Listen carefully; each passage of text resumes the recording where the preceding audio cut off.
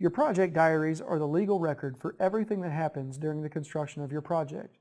This is your opportunity to tell the story of what's been going on during the construction of the job. Keep in mind that whoever is reviewing your project isn't likely going to be an expert in construction. They're not going to know all the ins and outs of the construction unless it's documented. So you'll want to be very descriptive, detailed, clear, legible, and professional when documenting things that happen in your diary. So let's take a closer look at these diaries. The diary should be in a bound book, written in ink so it cannot be modified once an entry is made. If you need to correct an error, simply line through the area to be corrected, initial it, and make the correction. The daily diary should begin on the day of the pre-con meeting.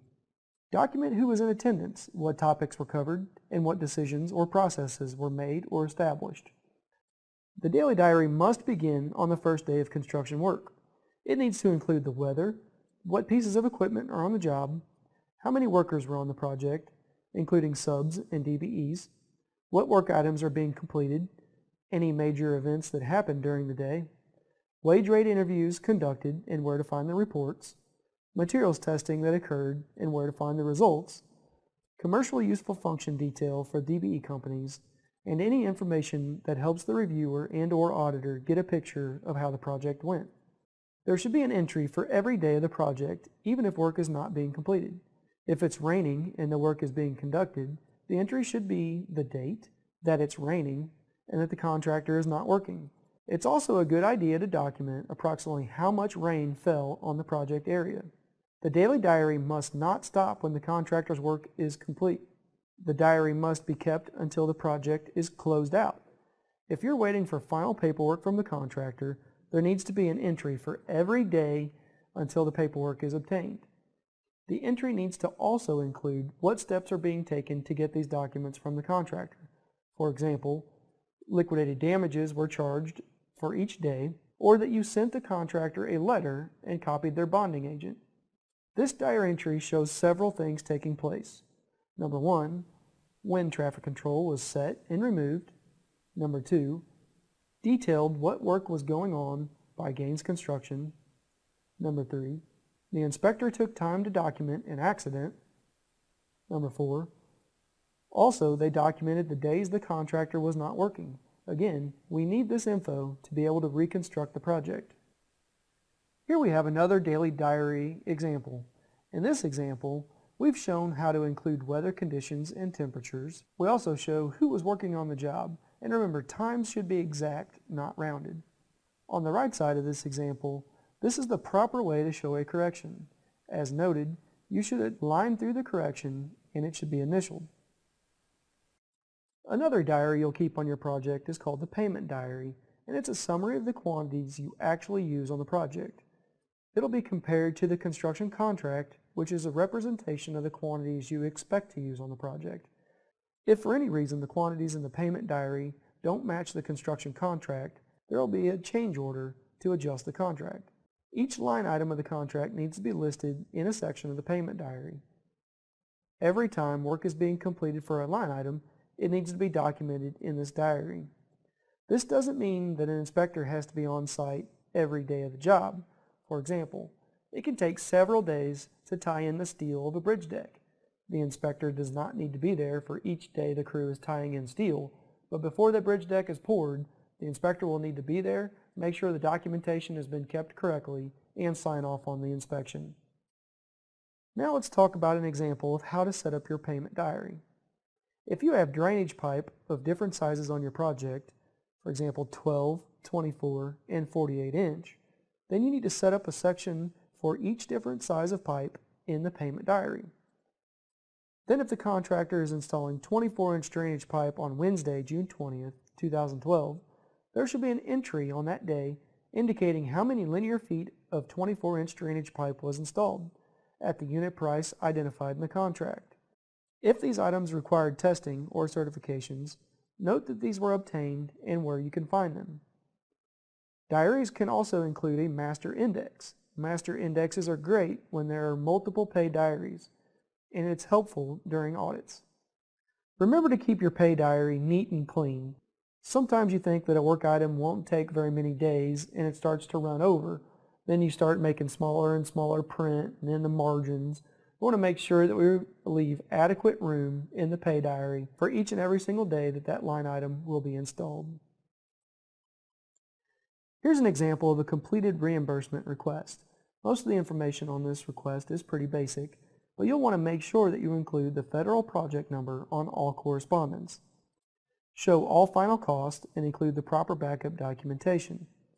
Show any non-participating costs and calculate the federal share for each category as shown in the summary.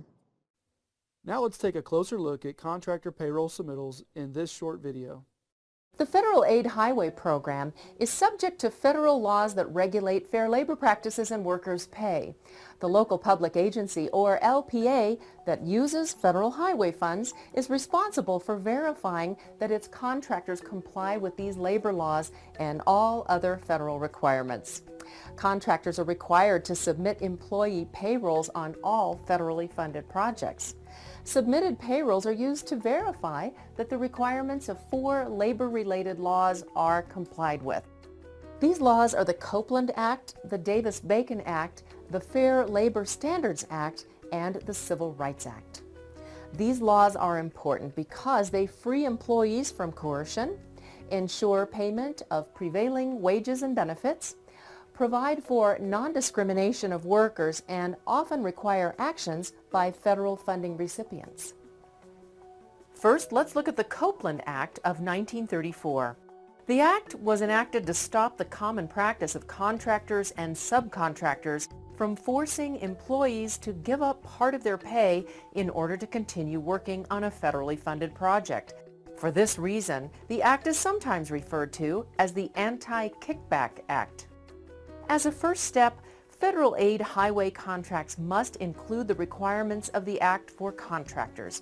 All contractors on federally funded projects are required by the U.S. Department of Labor to submit weekly payroll records that contain the employee's full name and employee number, classification code, hourly wage, hours worked, gross wages, itemized deductions, and net wages. Form FHWA 1273, Required Contract Provisions Federal Aid Construction Contracts, includes this requirement and other provisions mandated for federally assisted construction contracts. In addition, a statement of compliance must accompany each contractor payroll. The statement of compliance is attached to a payroll submittal and certifies that the payrolls are correct and complete, that the wage rates paid are not below those required by the wage decision in the contract, and that each laborer or mechanic's classification conforms to the work performed. The statement must be signed by an authorized agent of the contractor, indicating that the facts represented in the payroll are true. Violation of the Act is a crime that can result in severe penalties, including fines and imprisonment. Another law that deals with contractor payrolls that applies to federal aid contracts is the Davis-Bacon Act of 1931. This law requires that contractors and subcontractors pay on-site workers no less than the locally prevailing wages and benefits. The U.S. Department of Labor tracks this data and develops wage decisions that are incorporated into every federal aid contract. The Act applies to contractors and subcontractors who perform work on federal or federally assisted construction contracts in excess of $2,000. Therefore, the Davis-Bacon requirements are relevant for federal aid contracts. The contractor may choose to use a U.S. Department of Labor Payroll WH-347 form to submit payroll information and the statement. While use of the form is optional, the information it provides is mandatory. The weekly payrolls should be checked to verify that each laborer or mechanic has been paid an appropriate wage and has not been subjected to coercion by the employer. Other laws and regulations, such as the Fair Labor Standards Act and the Civil Rights Act, have additional provisions for non-discrimination in personnel practices, paying minimum wage rates, and ensuring job site safety. Let's now look at how an LPA complies with these requirements by using a fictional Johnson County project as an example. Johnson County is in the process of awarding a construction contract. First, the county makes sure to include the form FHWA 1273 into the construction contract. By signing the contract, the contractor agrees to comply with the requirements of non-discrimination and non-segregated facilities, payment of minimum and prevailing wages, submission of payrolls and statements, and implementation of appropriate safety and accident prevention measures. Then, during the construction phase, the county verifies that the contractor is submitting weekly payrolls with a signed statement of compliance attached by using the form WH-347. Johnson County has an operating policy to trust but verify by reviewing all forms that the contractor submits. They perform spot checks of the payrolls submitted and conduct brief interviews of contractor employees. This verifies that workers are being paid weekly and their benefits are in alignment with the information submitted in the payrolls. Johnson County also maintains a project file to store each weekly submittal for quick and easy access to the payroll records and verification documents.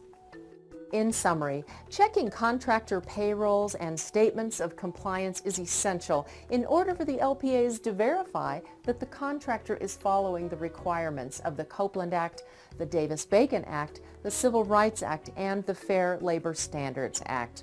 LPAs have a stewardship responsibility to verify contractor compliance to ensure workers are paid appropriate labor wages and that projects will continue to have federal funding participation.